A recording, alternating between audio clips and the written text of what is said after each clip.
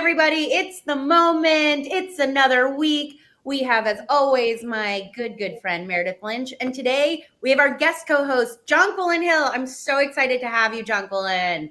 I am so excited to be here with y'all this morning. Thanks for having me. Thank you. Jonquilyn is the host of the Vox podcast, Explain It to Me. She was the host of the policy show, The Weeds, which I used to listen to all the time. And before that, like me, she was a public radio girly, senior producer at WAMU's 1A, also something that I used to listen to all the time. So like our dream policy guest girly. Yeah, like I'm so happy to have been in your ears. I love audio. Like all of the mediums are special in their own ways, but not gonna lie, audio has my heart.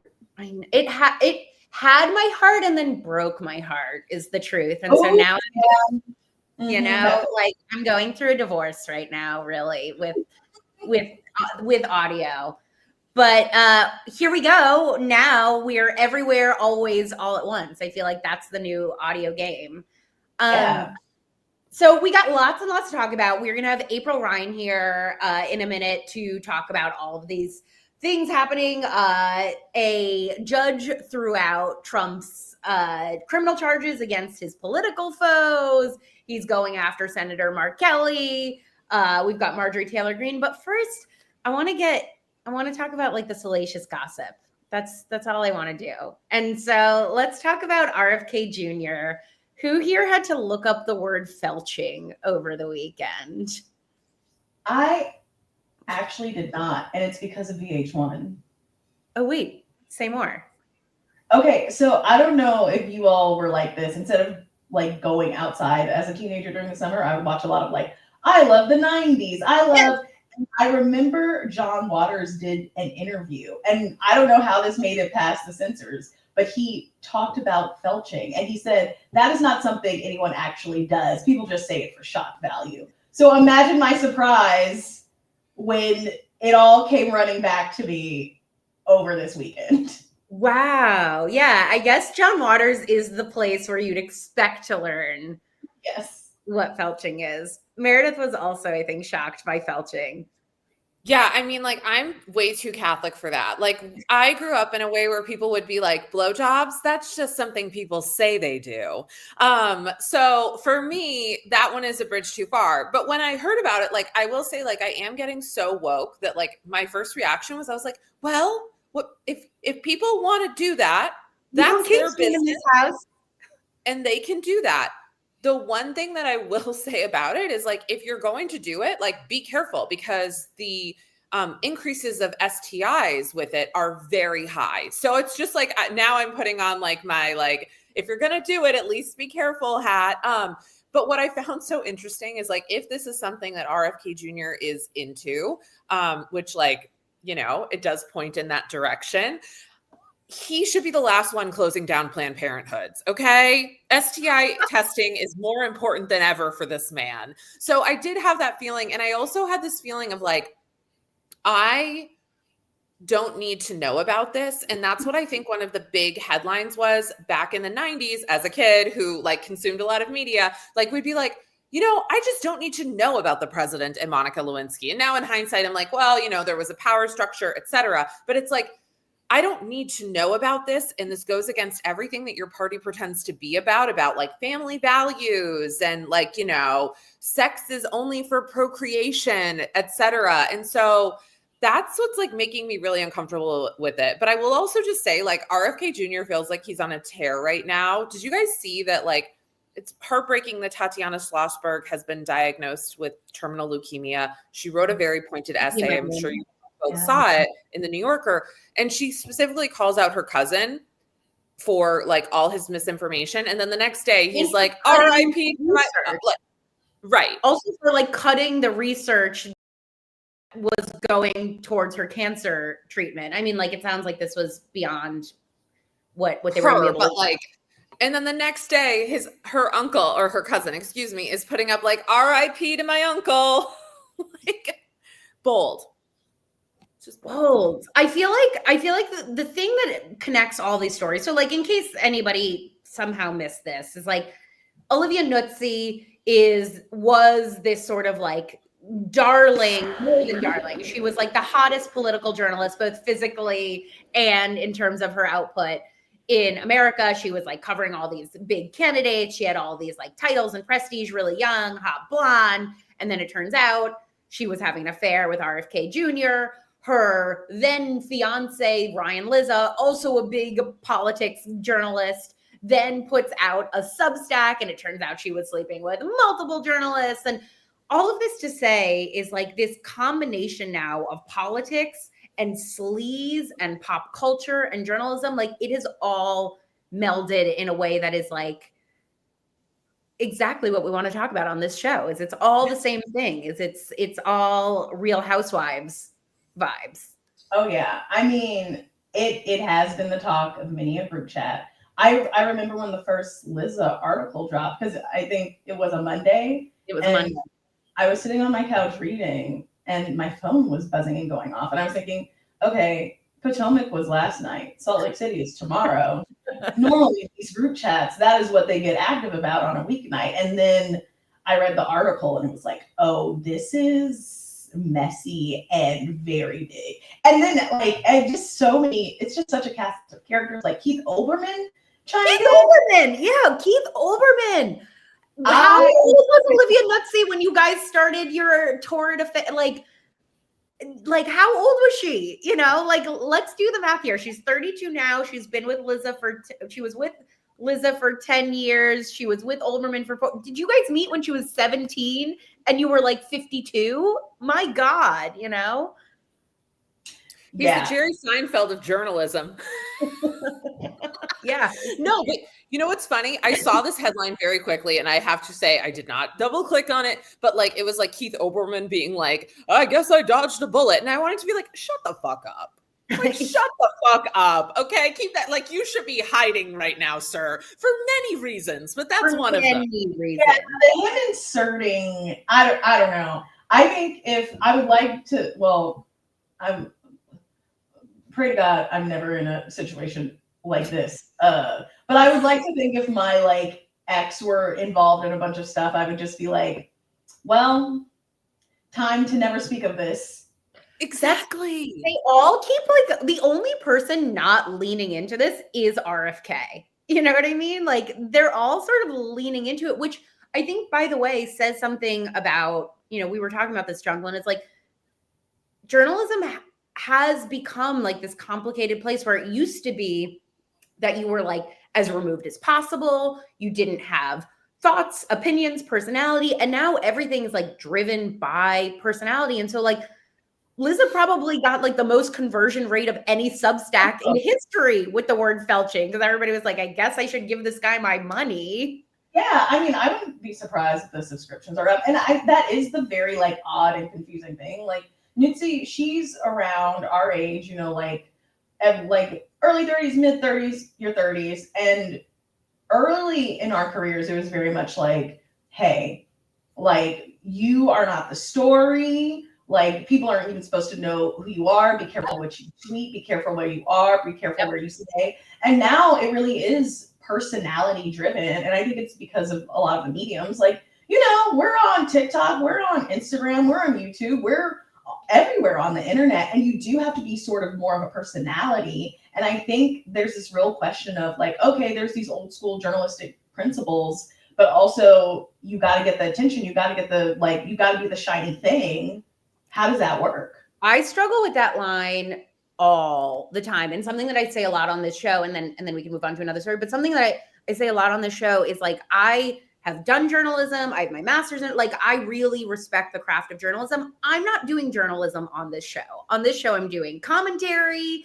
I'm making jokes. I'm sharing my opinion. I'm asking questions. But like, I do try and be like, there's a line.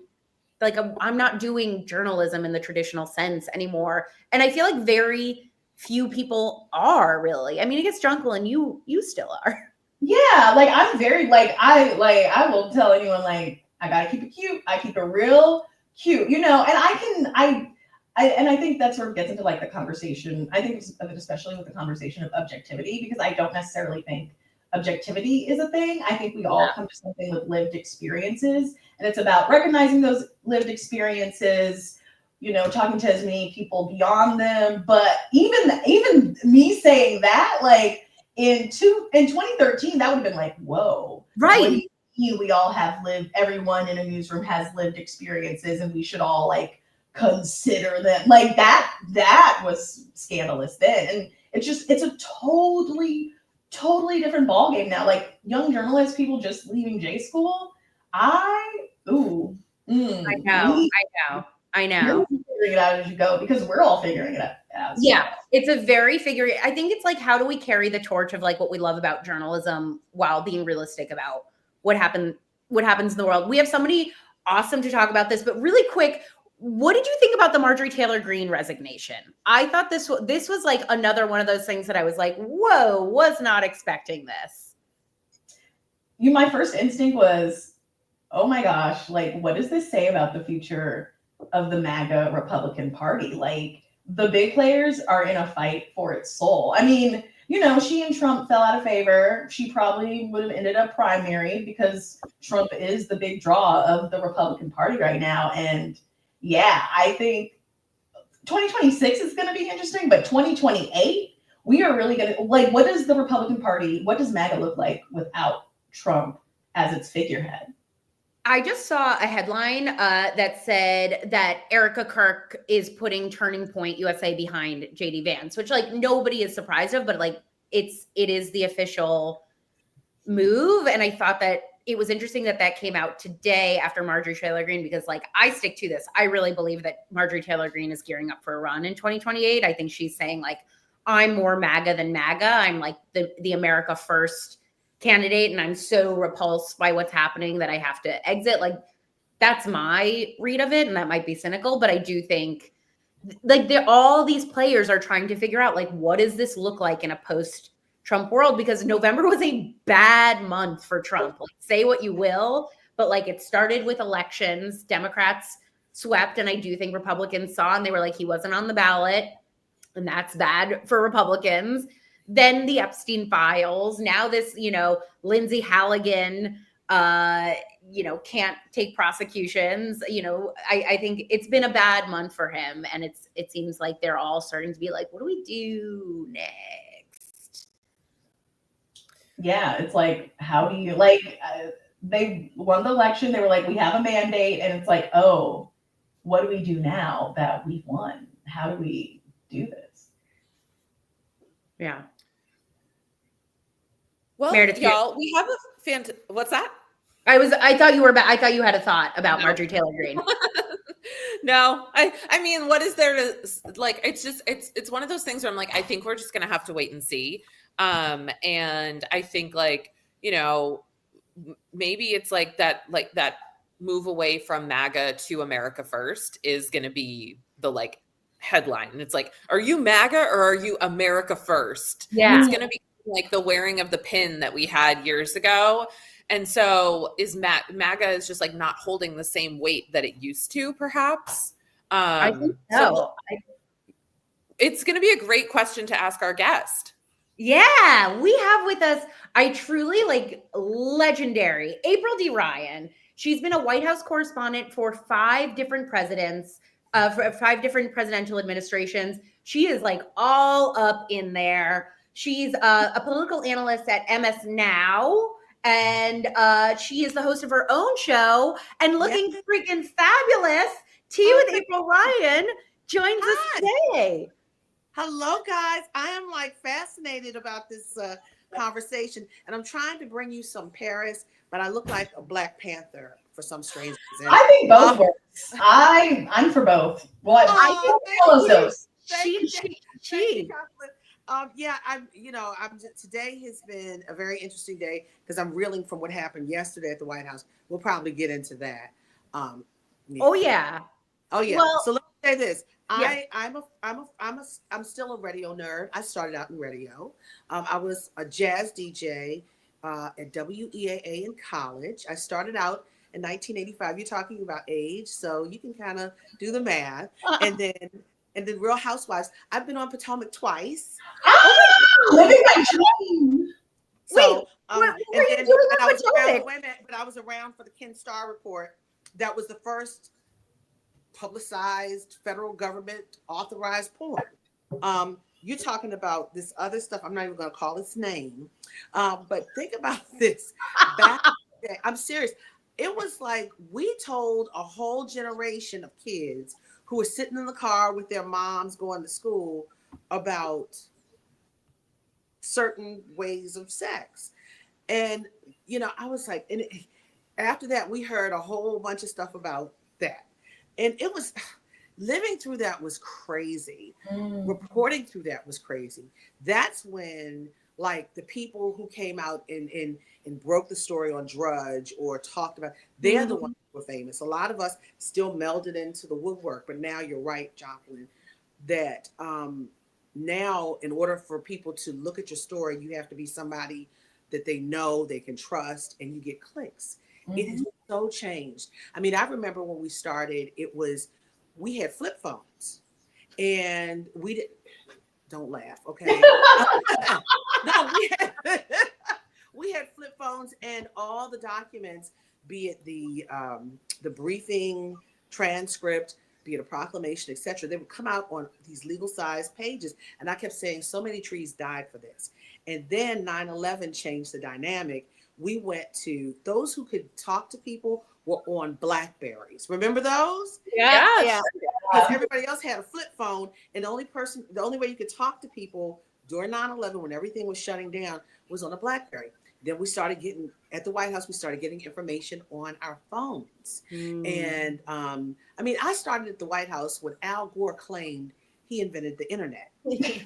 George W. Bush called it the internets, right? Clinton wasn't using a computer at the time. George W. Bush, but then Barack Obama came in, changed the game. He had his Blackberry. He was on Facebook. Actually, Donald Trump, he'll probably be mad about this. Donald Trump followed behind Barack Obama because I'll never forget, Newt Gingrich said, we have to figure out how to dominate social media and the internet like Barack Obama did. Not only did they dominate, they've taken the whole thing over. So I have seen a shift. I mean, you're talking about how we are not supposed to be seen. Now we're seen. Now we're the story. We're not supposed to be the story. We're supposed to sit there and write and give you your life, what you understand about it and what's going on there. It has flipped over these 28 years. It has flipped. Okay, so that leads me into like 12 different questions that I was going to ask you, but I feel like maybe one place to start is, I thought about this because we have you, is the Clintons were subpoenaed over the Epstein files, right? Like that happened. You've been covering them since they were in the White House. Do you think that this is something that they can dodge? Like, how do you think the Clintons deal with this? Is this finally the moment the Clintons get? I'm going to say this, and let's use this premise. Donald Trump, even if you knew somebody who was a friend of Epstein and you casually met him, your name is now involved some kind of way. There's some people who are actually involved, and there's some people who are just by circumstance. Yeah. But one thing we do know about Donald Trump, and he said it at Charlie Kirk's funeral, I hate my opponents. That funeral where they were singing praises to God and everything, and then here comes Trump. I hate my opponents. One thing you know about this man, well, I know, if I'm going down, I'm taking you with me. Yeah. So whether it's contrived, whether it's real, I mean, the first 50 pages of the daggone report, you can't even read it, but it's supposed to be transparent. So we have to wait and see what's what. And if indeed they are subpoenaed, what are they subpoenaed for? Let's see the pages. And that might reveal a lot more. You understand what I'm saying? So we just have to watch this process play out. And Marjorie Taylor Greene, oh, poor thing. What is it? Bad built butch body. You didn't know what you were going to get here. Marjorie Taylor Greene, let's look at the facts. And AOC said this first, and it wound up being true because Donald Trump said it. The only reason why AOC turned on Donald Trump is because he did not support her U.S. Senate run. And so she went in hard. Her boyfriend is still at the White House, though. That's right. He came in yesterday. I was shocked. He kept going out on the phone, and I was wondering if he was talking to her. But I was doing my little report. I was like, But here's the thing. Let me tell you something. You want some tea? I'm gonna give you some tea. You're not ready. You're not ready for my truth. So anyway, so Marjorie Taylor Greene got caught up.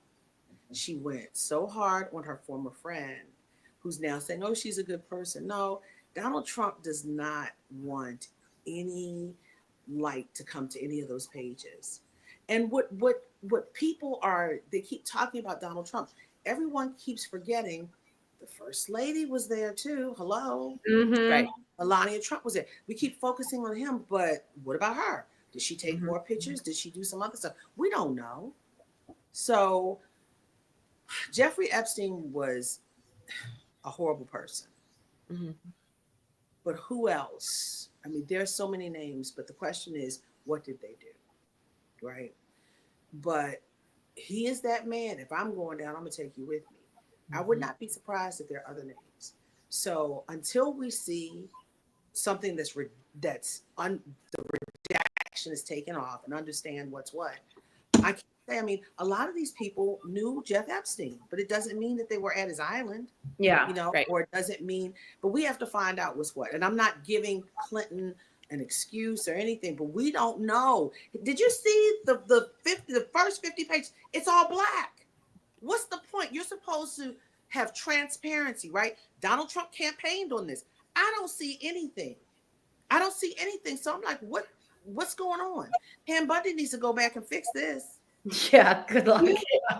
Are you surprised at all about how long the Epstein story has dominated the news cycle? Like the fact that it just doesn't seem to go away no matter what else comes into the Let cycle? me tell you what I am surprised about. I'm more surprised that these Republicans are breaking this. Mm. There wasn't a government shutdown. And don't get me wrong, pedophilia is terrible. Mm-hmm. Any abuse of any person sexually is terrible. Any trafficking, any bondage is terrible. It's worth. I don't even think terrible is the right word. I need something harsher. Yeah. But think about this. Politics is personal for people. And that pocketbook was hurting for 43 days, leading into the government shutdown. Mm-hmm. People were losing their jobs. They didn't have the lines to these food banks were longer than ever. Creditors' lines, phone lines, and were just blowing up. And they said the delinquency lists grew. Mm-hmm. But this is what could be the kryptonite for this unsuperman. 37%. Yeah. And I think that's what Marjorie Taylor Greene, I mean, like, that's my gut about Marjorie. I think she saw the tea leaves. I think she was like, I'm backing out. You don't think so? Well, You think? Let me say this. In Georgia is interesting. Think about this wave, that tsunami that just happened in the last election cycle. Georgia's not immune. And one of their prime industries is agriculture. Mm-hmm. A lot of those white farmers are upset. She's feeling the heat from people in Georgia. So she found a way to distance herself. She went too far. And he's like, something happened. He's like, girl, you better. She ran. I was like, Marjorie Taylor Greene, all that mouth she used to have. I'm like, where is it now? So I don't know. We'll see. I mean, everything is still unfolding. Yeah. I know. It is interesting that, like, she turned on MAGA and all of a sudden she has death threats. It's like, oh, wow, interesting that, like, that's Marjorie where it's Taylor Greene, join the club, join the death threat club. But, you know, you got to figure this one out for yourself. Sorry. Girl.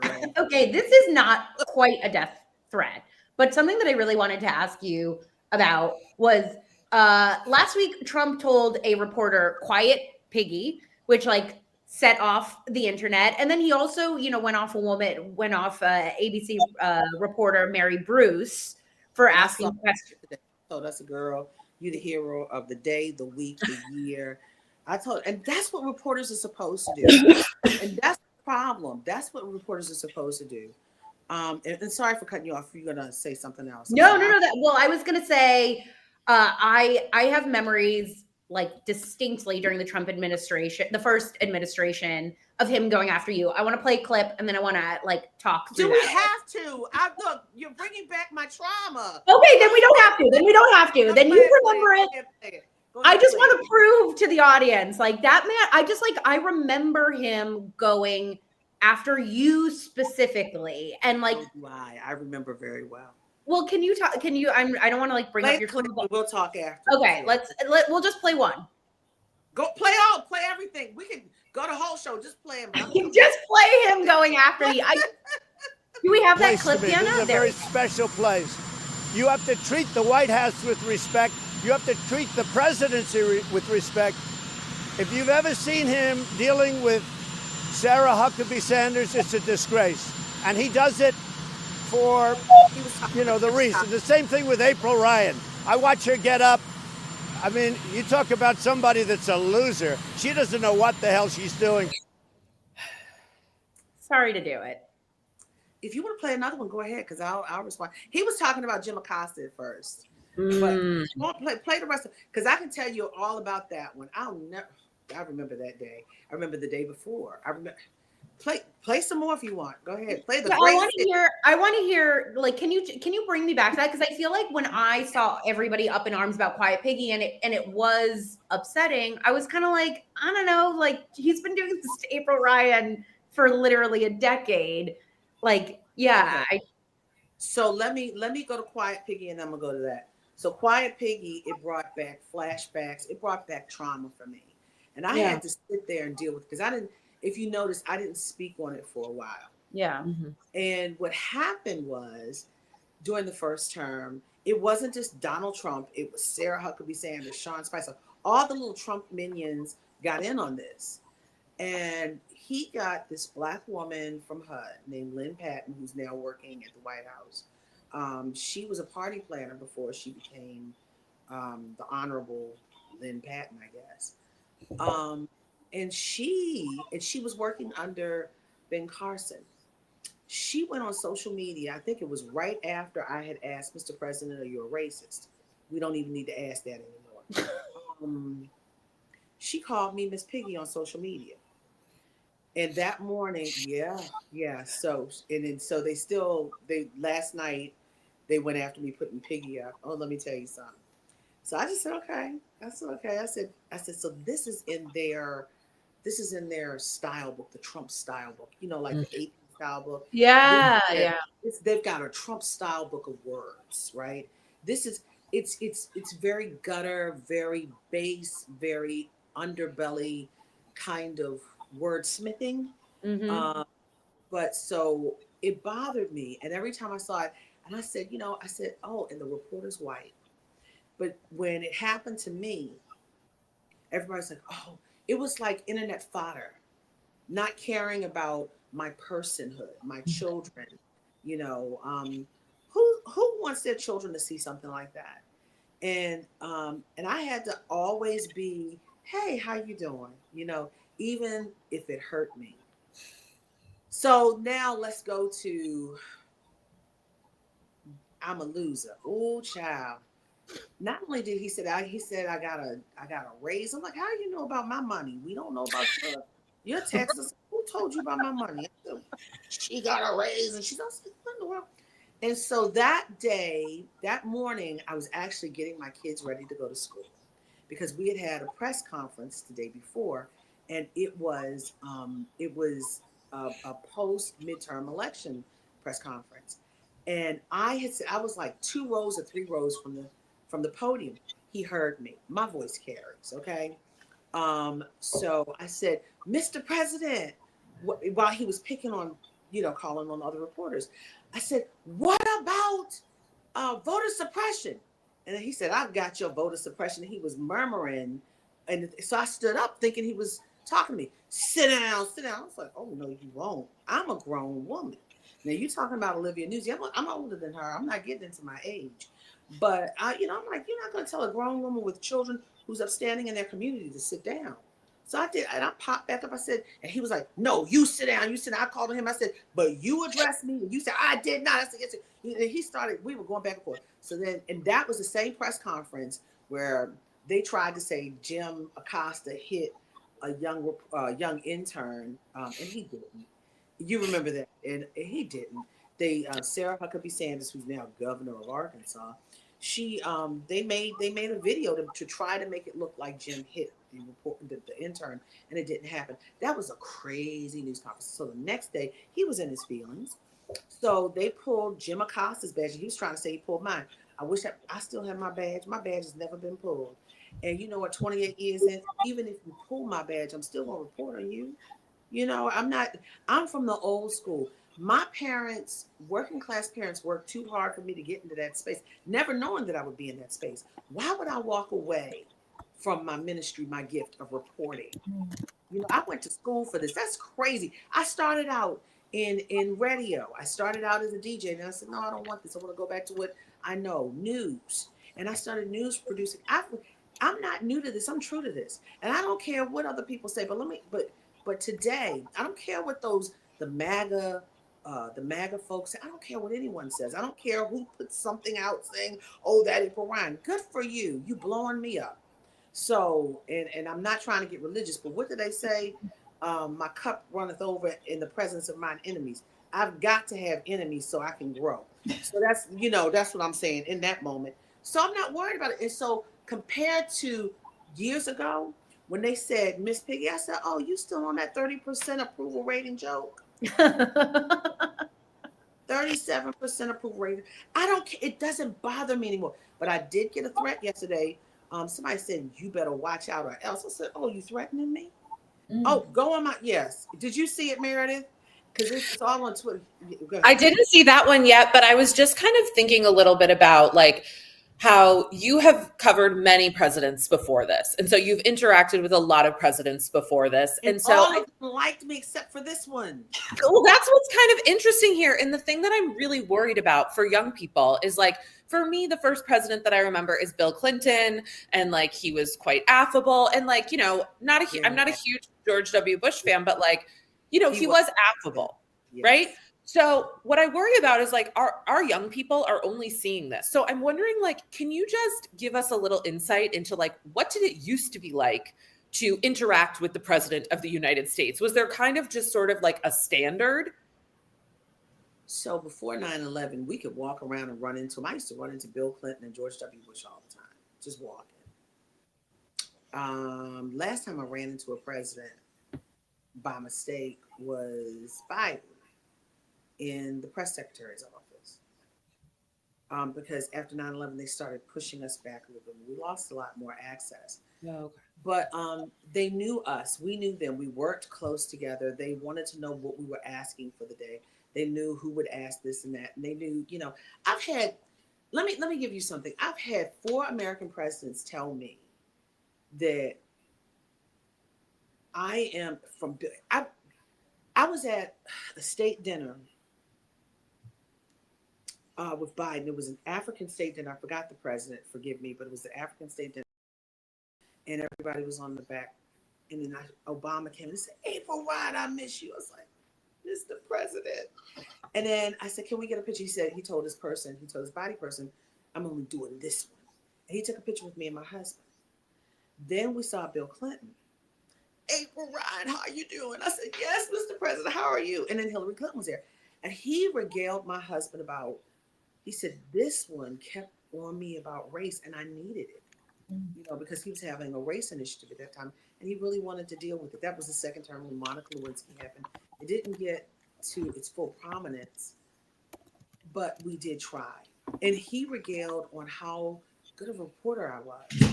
And George W. Bush told me a long time ago before he left, he said, I want you to keep on. He said, these people aren't your friends.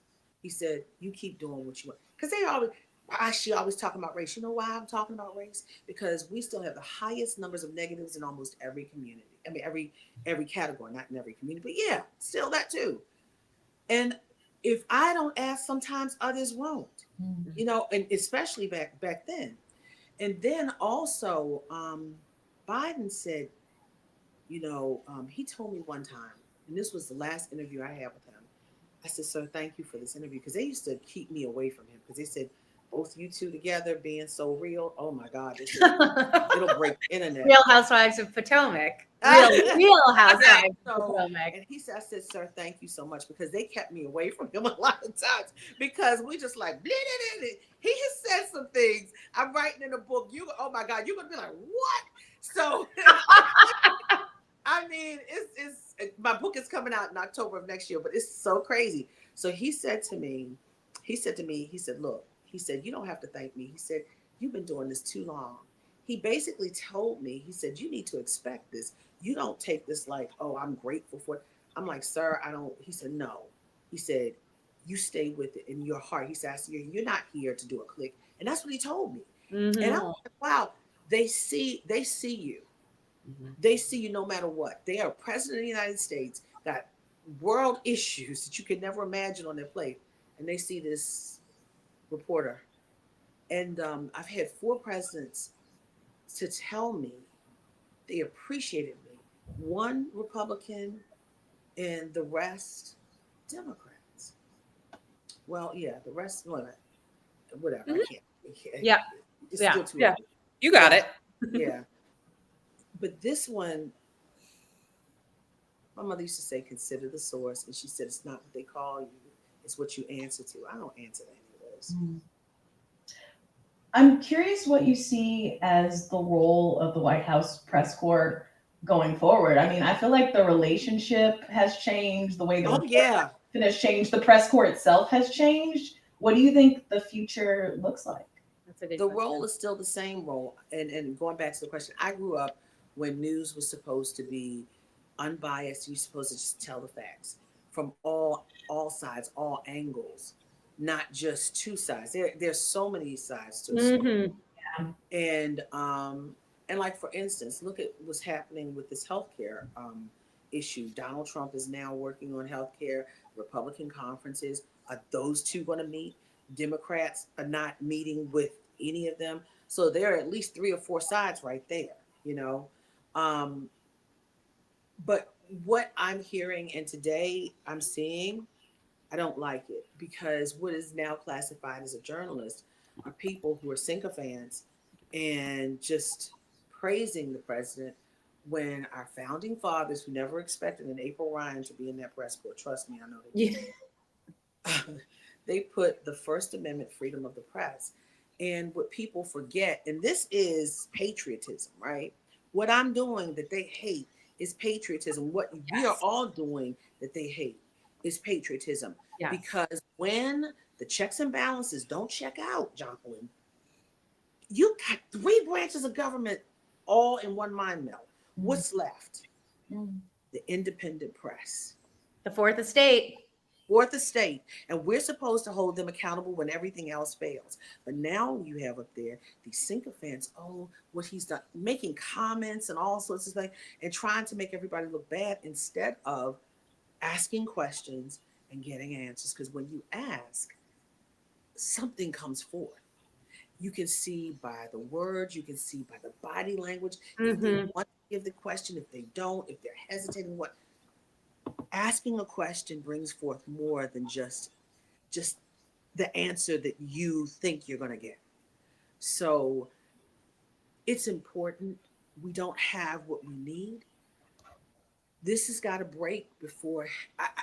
I don't know how. Even if Donald Trump leaves, you have this new generation that thinks this is how reporting is. Mm-hmm. And you're supposed to be quiet and wait quietly. And sit quietly. No. You get out there and ask the question. There are too many people out here hurting. Black, white, Jew, Gentile, Protestant, Catholic. They need answers. And those presidents that I covered before knew that.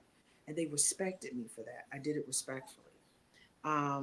I saw you do that. We have to wrap in a second, but I do want to say I saw you do this with Caroline Leavitt yesterday in front of the White House, and she did not like it. She was not happy, and I wasn't either. You bristle her. I wasn't either, because see, and this is what people don't know. Caroline doesn't call on me, and I was told. I wonder why. Right. So you're outside, it's a free-for-all. Caroline doesn't call me, and I was told by someone who used to work there in the press office. They said, well, they feel they don't have to call. And I said, okay. I said, I got it. So I got outside. So when other people, I'm right there. You saw where I was positioned. Mm-hmm. She heard me, but she's going to go somewhere. I said, not today, sister. I said, you're going to answer this question. And she said, you were screaming. I said, yes, that's right. I said, that's what reporters do. I didn't step on her answer to anybody, but while somebody else was calling out, I was calling out, doing what reporters do. Because again, accountability. I said, is the president going to go after me? I wouldn't call it going after, but the president has said that he hates his opposition. So she gave an answer. And they're going to try to appeal. But guess what? When you mess up the first time, it's hard to fix. Yeah, so Tish James and James Comey may not have to worry about this again. Mm-hmm. So it's important to ask questions on issues, to find out what is in the mindset of the man who is the leader of the free world, the man who is leading this nation, the man who people question if he's mentally all together and if he's physically all together. We still have to know this country goes on, whether he does or his minions do or not.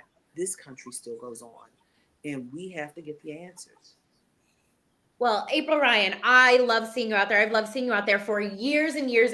You are a true icon, and we're so grateful that you came here today. Where can everybody find you? Okay, so I'm a lot of places. So everybody can find me at Black Press USA. The White House correspondent, Washington bureau chief there. I also have my own show, The Tea with April, on Substack. I love that show. It's every Thursday at 5. We have some great guests. And the numbers are growing. My sippers or whatever. We're trying to figure out a name for them. My sippers. I like that. Okay. You like the sippers? Okay. I like the sippers. Okay, good. As long as it doesn't have any kind of weird connotation. I know, that's right. We'll have to ask RFK Jr.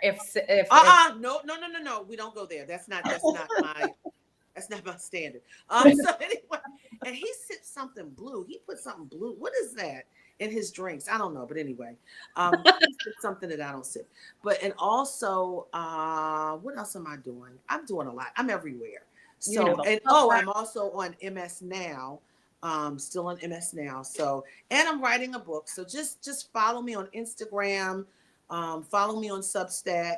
I'm around, and I would love to come back. We would please love to have you. You are welcome back anytime. Who's got the kid? That's my dog. That's my dog who fully agrees that April Ryan needs to come back anytime. Thank you. I appreciate you guys. Thank you for having me. Look, I was up early. I was up 3 hours earlier. Oh my God. I'm getting on. Yeah, because I was ready. I had my little hat on. I was like, come on now. And I was like early, but yeah. Call me back anytime. Thank you so much. Have a good day. Guys. Bye. Guys. Bye-bye. Bye. What a legend. Yes, it's so amazing. I don't know. She's one of those people you hear about when you're like a journalism student and then you're in the game and you're like, oh my gosh, wow. That's how I feel about her. It's like, to me, she sort of represents this, like, she does it right. She's so like got that old school sensibility that we talked about. And so then talking to her, you're like, my journalism nerd in me is like, April Ryan. All right. What's having a moment for you, Meredith? What's having a moment for you? I think just kind of looking forward to having like a little Thanksgiving moment and all the fun that comes with that. Tomorrow I'm going to go to the dog shelter that I got my dog at, and I'm helping them do Thanksgiving meals for all the dogs that are there. And so I don't know, it like breaks my heart because my dog was in the shelter for Thanksgiving last year, and I'm like, oh my God, all these little babies. But anyway, I'm looking forward to doing that. So that's my moment, is going and helping the pups. Oh, I love pups. Jonquilyn, what's having a moment for you?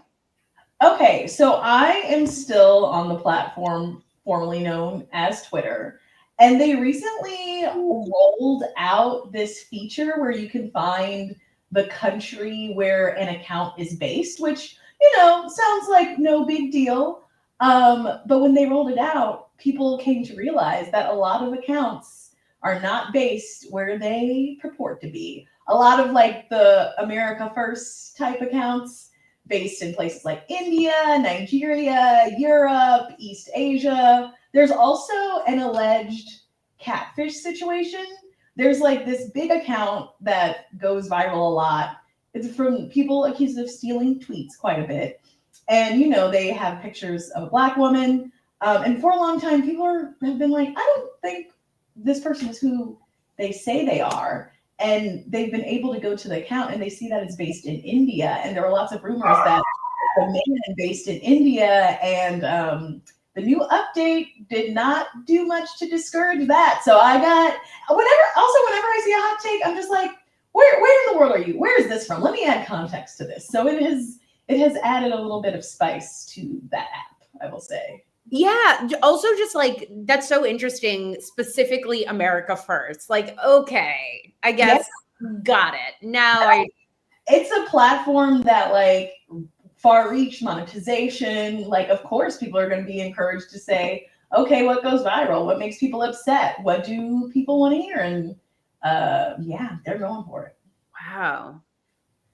So fascinating. I mean, I'll just say, like, before someone counters it, there's no way that this is all expats. They do exist, but like, I can just see someone being like, you know what? My sister-in-law moved to India, and she still cared about America. It's like, she's America First. She's so America First that she had to leave America. Yeah. But so like, just, it's not all expats, you guys. Yeah, it's a lot of people being like, and I don't feel safe walking down New York City at night.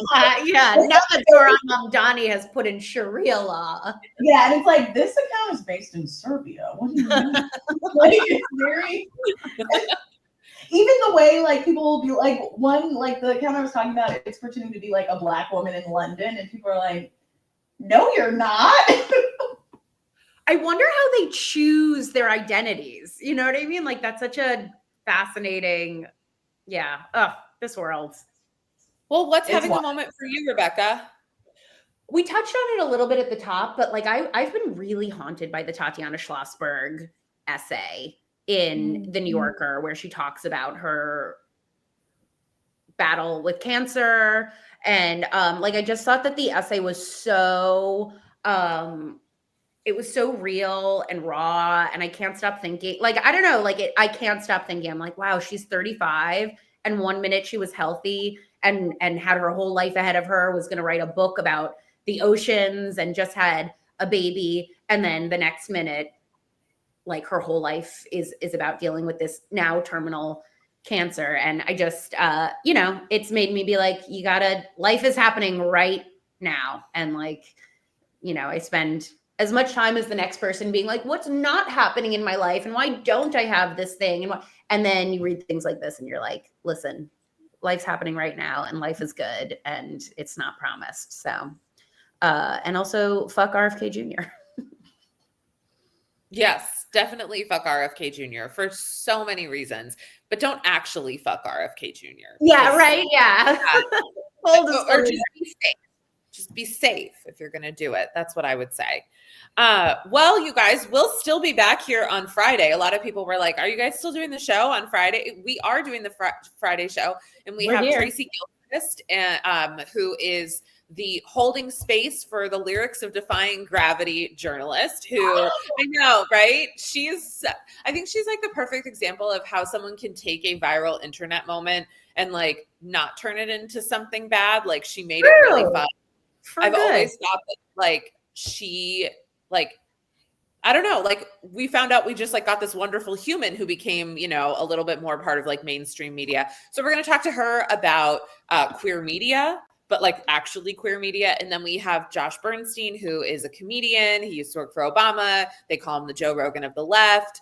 He's going to be joining us as our guest host. It's our first cisgendered male to join the show. Yeah.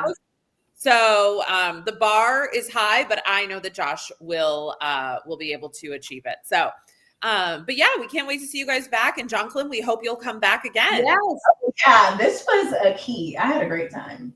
We Thank you for loved having you, and thank you so much for being here. Yeah. Bye, everybody.